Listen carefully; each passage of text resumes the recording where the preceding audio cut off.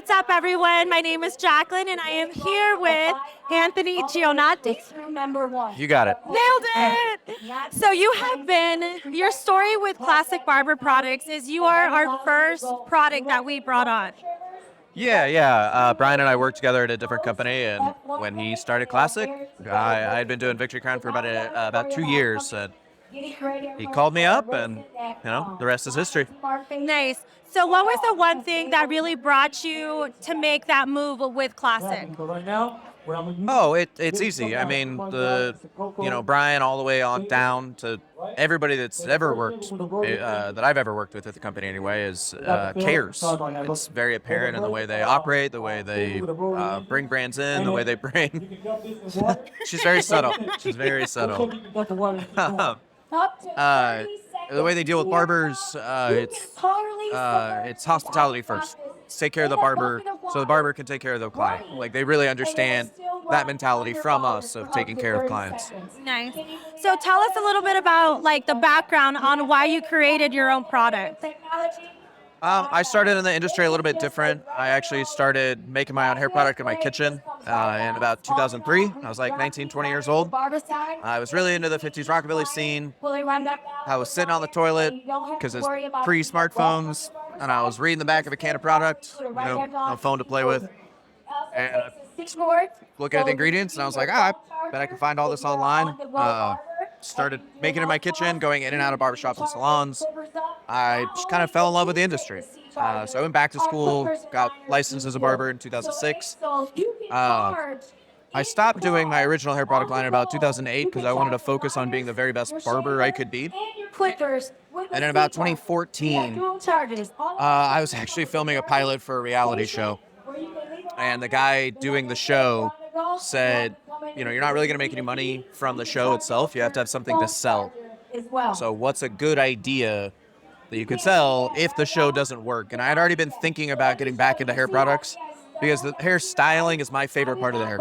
Same. Like, when we do all these techniques as professionals, right? Like, your average consumer, they'll nod along, but they don't care. It's not their world. Right. But when you show them for us with barbering, right? You show them the haircut, and they're like, yeah, cool, it's great. But then you style it, and that's when they get that oh, that yeah. is the finishing touch. Oh, I look good. Like, when you show them the mirror, back of their head, they're just kind of cool, looks great. You style it, give them some information on how to style it, how to really achieve the look that's in their head, the way they want to look in their head. That's what really excites people about haircuts. That's what really makes them feel better, in my opinion. That's the serotonin dump is actually in that. How important is it, do you think, for a stylist and a barber to educate their clients with product and how to use it and styling wise? I honestly think it's the most important part. I mean, every little thing that we do is important, right? Like being professional, being on time, things like that.